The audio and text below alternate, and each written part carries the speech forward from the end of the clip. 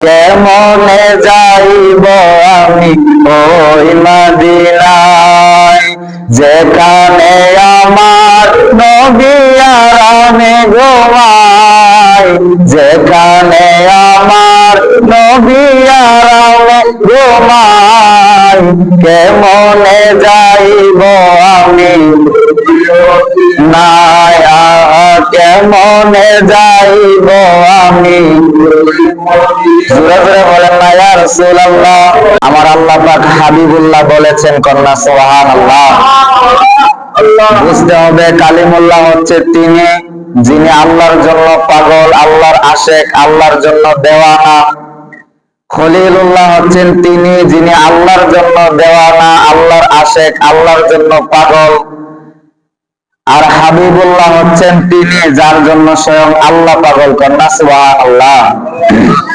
ওই শ্রেষ্ঠ নবীর শ্রেষ্ঠ উম্মত হওয়ার জন্য অসংখ্য নবী রাসূলেরা কান্না করেছিল, আফসোস করেছিল, দোয়া করেছিল, আয় আল্লাহ পাক রব্বুল আলামিন আমাদেরকে নবী না বানাইয়া, পয়গম্বর না বানাইয়া, রাসূল না বানাইয়া আপনার বন্ধু নবী, শ্রেষ্ঠ নবীর শ্রেষ্ঠ উম্মত বানাইলে বেশি খুশি হইতাম। আল্লাহ সুবহানাল্লাহ।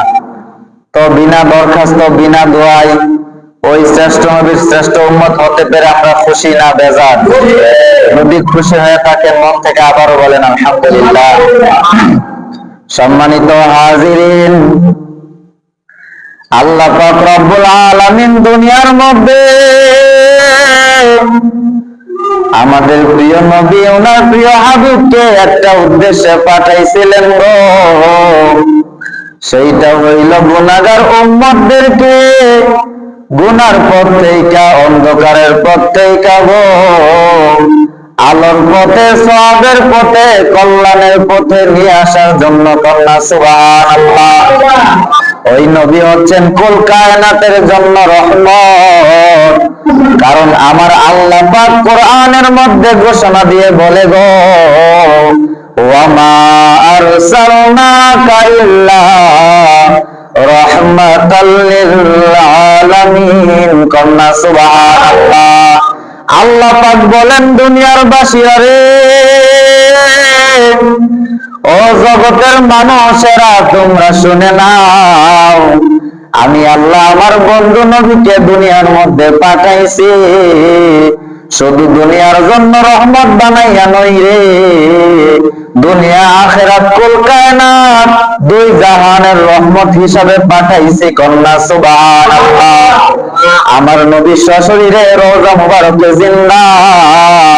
কারণ যদি আমার নবী সাধারণ কোন ব্যক্তি হইতো, সাধারণ কোন মানুষের মতো হইতো রে, তাহলে আমার নবী স্ত্রীদের বিবাহ করা জায়েজ হইতো। কিন্তু আল্লাহ পাক সরাসরি ঘোষণা করছে, না না না, আমার বন্ধু নবীর আওলাদ বিবি বাচ্চাদের তোমরা বিবাহ করতে পারবা না। কারণ জীবিত ব্যক্তির স্ত্রীকে বিবাহ করা জায়েজ না। কন্যা সুবহানাল্লাহ। আমার নবী জিন্দা নবী, আমার নবী কোনদিনও মরে নাই গো। আমার নবী সারা জীবন উম্মতের জন্য দুনিয়ায় আগমন কইরা কান্না করছিলেন। দুনিয়া থেকে চলে যাওয়ার সময়, পর্দা করার সময় গো আমার নবীর জবান মোবারকে শুধু উম্মতি উম্মতি কান্না ছিল। কন্যা সুবহানাল্লাহ।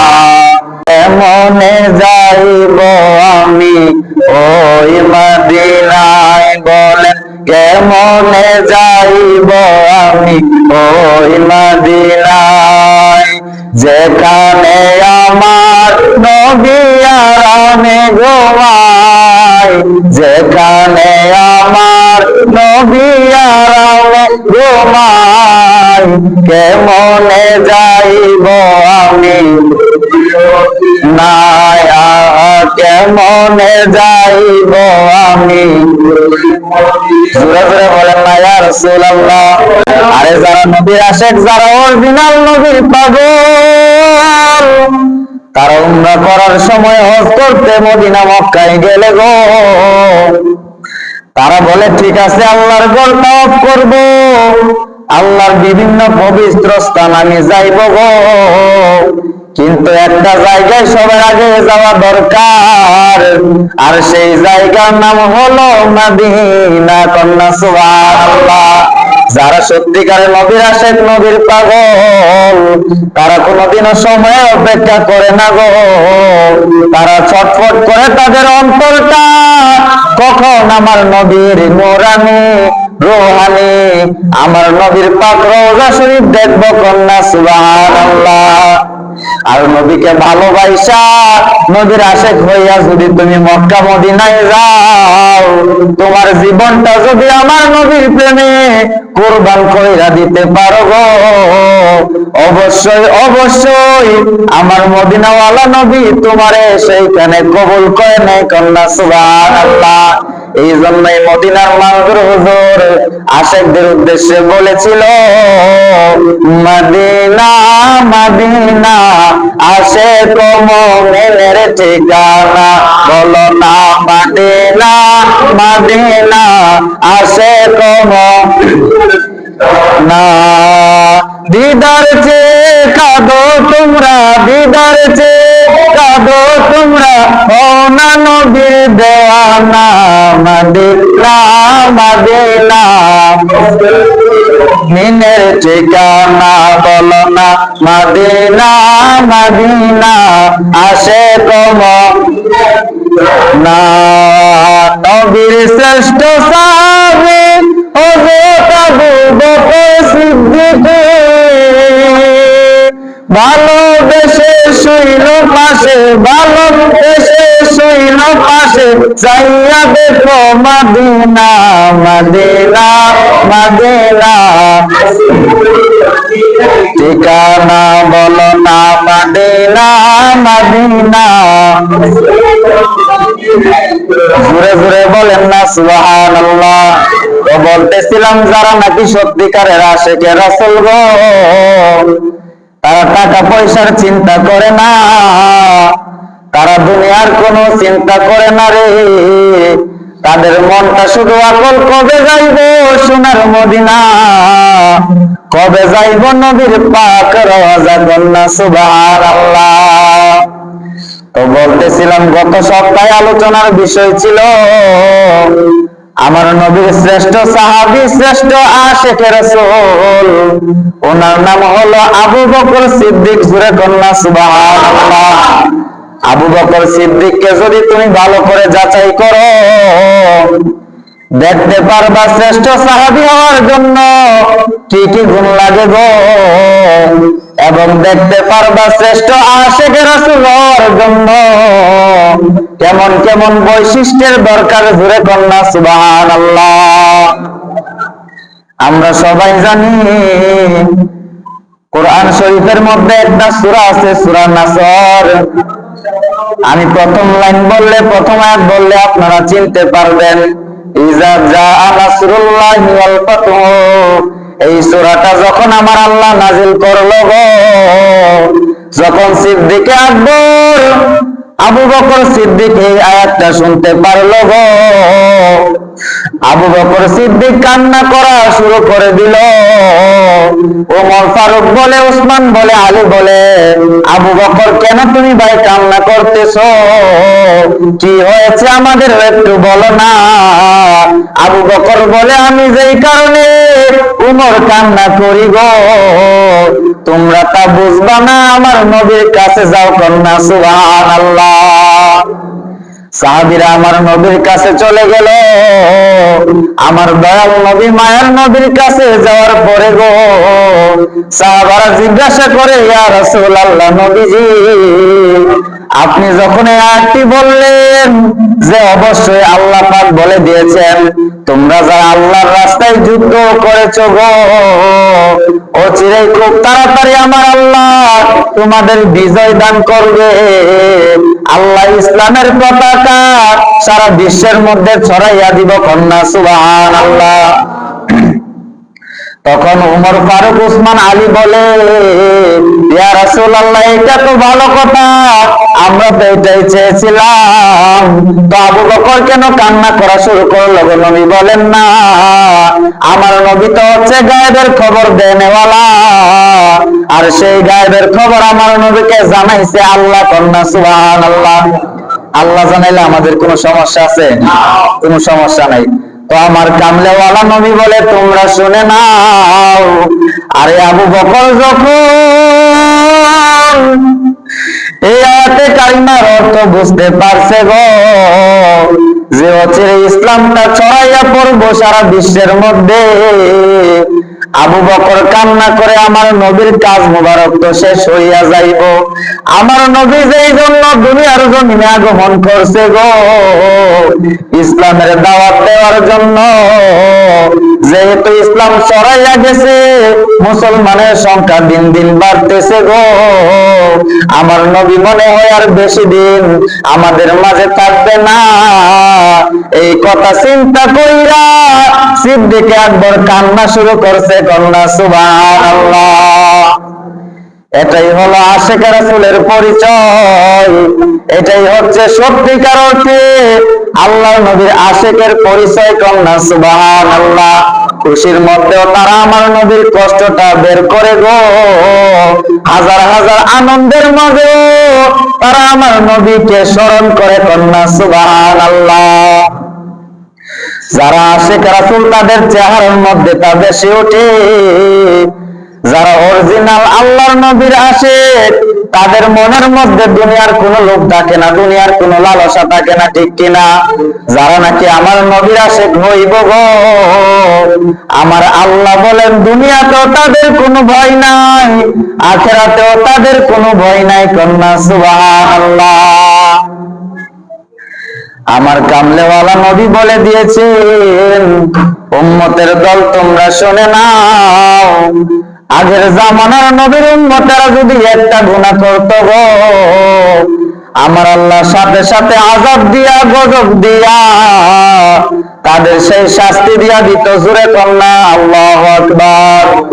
কিন্তু আমরা শত শত গুনাহ করি, এই শ্রেষ্ঠ নবীর শ্রেষ্ঠ উম্মত হইয়া, শ্রেষ্ঠ জীব আশরাফুল মাখলুকাত হইয়া গো, আমরা এত শত কত লক্ষ কোটি গুনাহ করতেছি, কিন্তু আমাদের কেন আযাব হয় না জানো?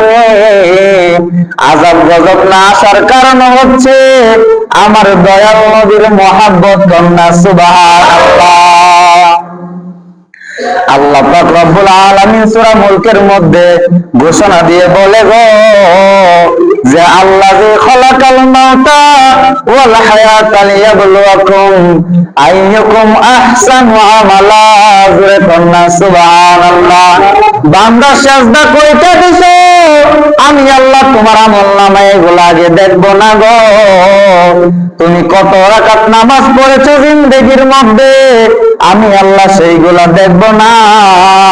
কত কোটি টাকা তুমি মানুষের মাঝে দান করছো, কতজনকে তুমি খাওয়াইছো, তা আমি আল্লাহ দেখবো না। আল্লাহ কি দেখবেন? কি দেখবেন গো? আল্লাহ বলেন আমি দেখবো আহসানু আমালা, সুন্দর আমল। কন্যা সুবহানাল্লাহ। তো বলতে পারেন আল্লাহ সেজদা দেখবেন না, রুকু দেখবেন না আমল নামার মধ্যে, তাহলে কি দেখবেন? আল্লাহ বলেন ওই সুন্দর আমল হচ্ছে তার নাম, যে আমলের মধ্যে আমার বন্ধু নবীর মহব্বত আছে। কন্যা সুবহানাল্লাহ। যে আমলের মধ্যে আমার নবীর প্রতি তাজিম আছে গো, যে আমলের মধ্যে আমার নবীর দরুদ থাকবে, আমার নবীর সালাম থাকবে গো, হতে পারে তার আমল নামায় সেজদার পরিমাণ কম, হতে পারে সে গরিব, হতে পারে সে ভালো কাপড় পরতে পারে নাই, হতে পারে সে ভালোভাবে নামাজ আদায় করতে পারে নাই, কিন্তু আমার নবীর আশিক হওয়ার কারণে আমার আল্লাহ তারে জান্নাত দিয়া দিব। কন্যা সুবহানাল্লাহ।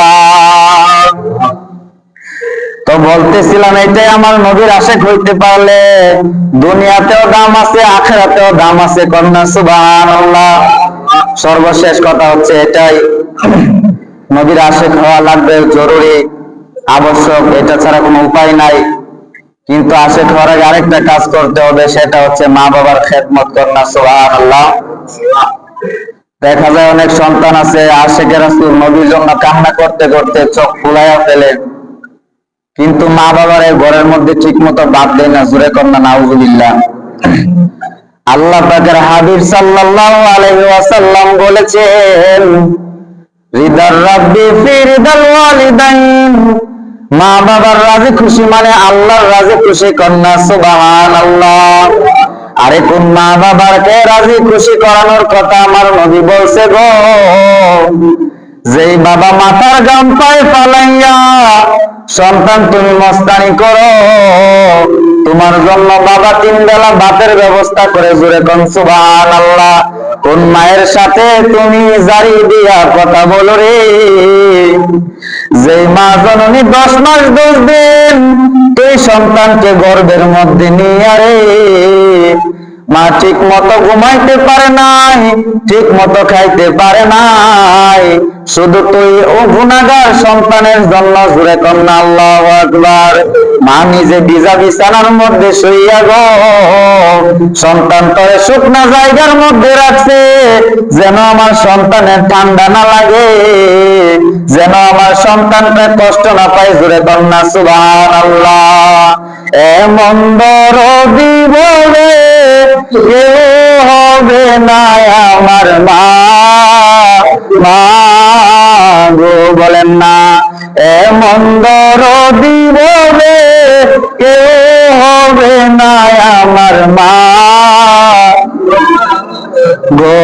মায়ের এক দরদে জান কাটিয়ে গায়ের চাম, পাগল বানাইলে শোধ হবে না। এমন দরদি বলে কেউ হবে না আমার মা, মা গো। এমন দরদি বলে কেউ হবে না আমার মা, মা গো। যাদের মা জননী অন্ধকার কবরে, আমার আল্লাহ যেন তাদের মায়ের কবরটারে জান্নাতের বাগান বানায়। জোরে কন্যা আমিন। আমার আপু যে অসুস্থ, সকলের জন্য দোয়া করবেন, আল্লাহ যেন সুস্থতা দান করে, বলি আল্লাহুম্মা আমিন। ওয়া আখিরি দাওয়ানা আলহামদুলিল্লাহি রাব্বিল আলামিন। আসসালামু আলাইকুম ওয়া রাহমাতুল্লাহ।